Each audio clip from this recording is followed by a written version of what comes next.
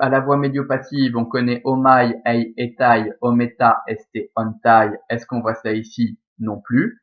Et du coup, il nous reste le verbe être, eimi, ei, esti, esmen, este, eisin. Est-ce qu'on voit cela ici? Oui, on a eisin. Eisin est donc notre verbe à la troisième personne du pluriel. Je vous rappelle qu'on l'a mis le nu uniquement parce que le mot qui suit commence par une voyelle. Si le mot qui suit avait commencé par une consonne, eh bien, nous n'aurions pas mis ce nu. D'accord? Il y en aurait eu eisin. Donc, verbe être à la troisième personne du pluriel. On va donc chercher un sujet au nominatif pluriel.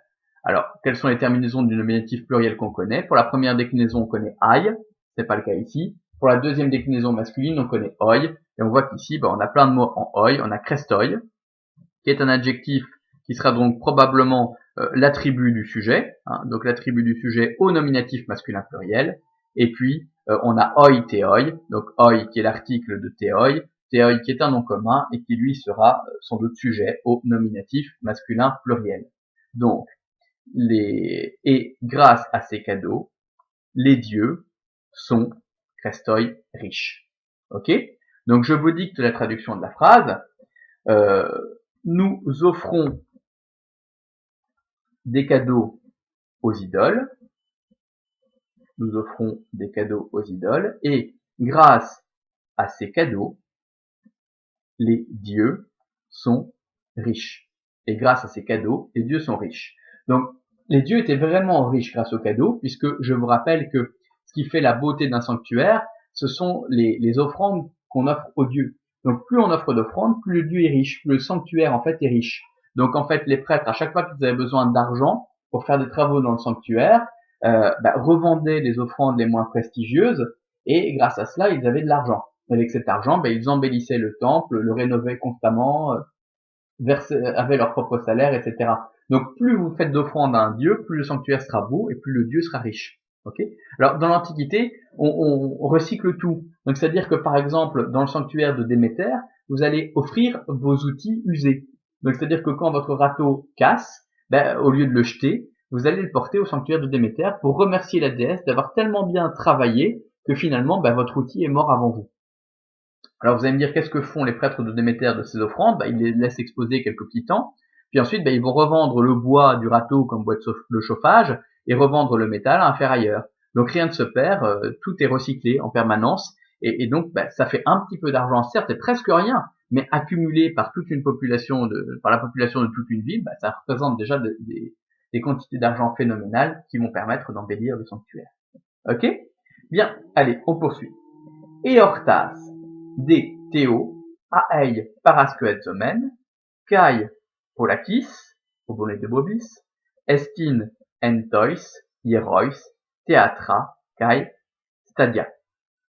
Je vous laisse appuyer sur pause et relire la phrase. Voilà. Alors, on va regarder un petit peu. Eortas, je ne sais plus ce que ça veut dire, donc je vais regarder dans le vocabulaire. Eortas, voilà, la fête, la cérémonie. D'accord. Bien, on y va. Donc, on va regarder un petit peu. On voit qu'on a kai. Kai va servir à coordonner ici deux propositions. Ouais. Donc, on va regarder dans cette première proposition et on va chercher le verbe. Donc, qu'est-ce qu'on connaît comme terminaison pour la voix active? O, eis, ei, omen, ete, ousin. On voit qu'on a parascoadzomen. Donc, voilà notre verbe, parascoadzomen. Et il est, comme sa terminaison en omen l'indique, à la première personne du pluriel. Donc, il n'y aura pas de sujet exprimé. On va regarder un petit peu ce qui nous reste. Ici, on voit qu'il y a un iota souscrit, donc d'office, le mot va être au datif masculin singulier, et puis eortas, avec une terminaison en alpha sigma, eh bien le mot ne peut être qu'à l'accusatif féminin pluriel, donc c'est notre CD. Aei est un mot invariable, D cette petite particule qui veut dire en outre, certes, etc. Ok?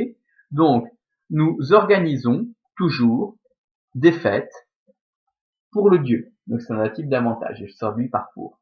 Nous organisons toujours des fêtes pour le dieu, et polakis estin en tois hierois theatra kai stadia. Bon, alors déjà, on voit qu'on a n ici.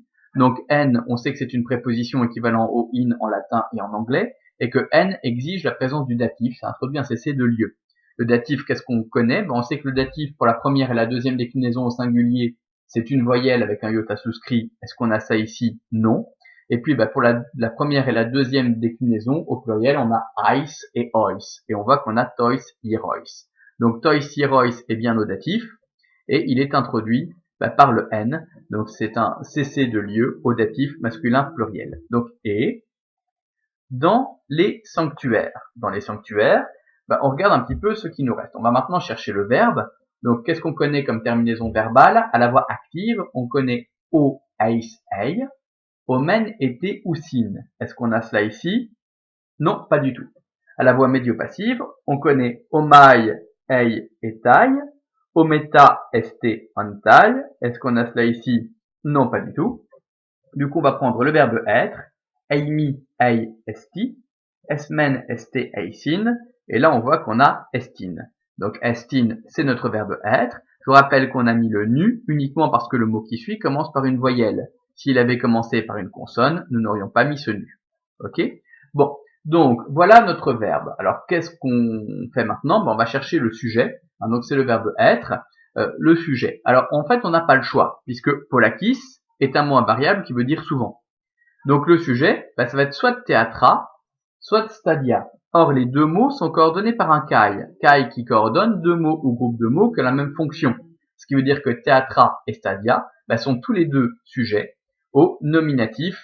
Alors attention, nominatif neutre pluriel. Mais comme je vous l'ai dit tout à l'heure, en latin comme en grec, quand vous avez un sujet neutre pluriel, le verbe se met au singulier. Ok? Donc théâtra kai stadia, sujet neutre pluriel, verbe au singulier.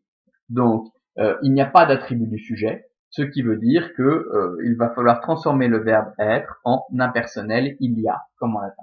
D'accord? Quand il n'y a pas d'attribut du sujet.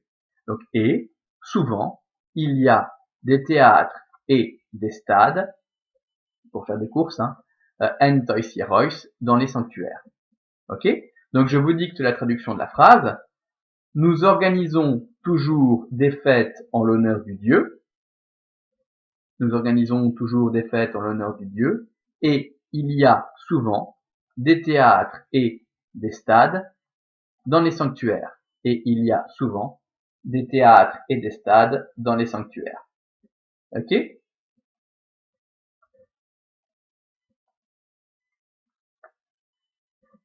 Ouais, je sais pas ce que j'ai fait, c'est pas grave. Bon, ça m'énerve. Voilà, on y va. Ok. On termine le texte. Uto, den, to, megalo, Olympiako, hiero, estin stadion, kai en delphois, esti stadion, kai theatron. Bon, je vous laisse appuyer sur pause et relire la phrase. Merci. On y va. Donc, on va commencer par regarder un petit peu ce qu'on peut supprimer. Déjà là, vous voyez que vous avez n. Donc n, c'est ce fameux in latin qui exige un cessé de lieu, qui introduit un cessé de lieu. Et on sait qu'en grec, c'est n plus datif. Est-ce que to, qui est l'article, et mégalo, qui est un adjectif, et olympiako, hiero, sont tous au datif? Oui, vous avez à chaque fois un iota souscrit qui vous indique que ce sont des datifs neutres singuliers ici. Donc n, to, mégalo, olympiako, hiero, tout cela est au datif neutre singulier, datif neutre singulier, je vais souligner ici. Voilà, datif neutre singulier, introduit par n, donc c'est un cc. Ok? Donc, dans le grand mégalé, dans le grand sanctuaire, attendez, je sais pas ce que je fais, dans le grand sanctuaire d'Olympie, dans le grand sanctuaire d'Olympie. Ok? Uto, on l'a déjà vu tout à l'heure, se dire certes, donc, etc.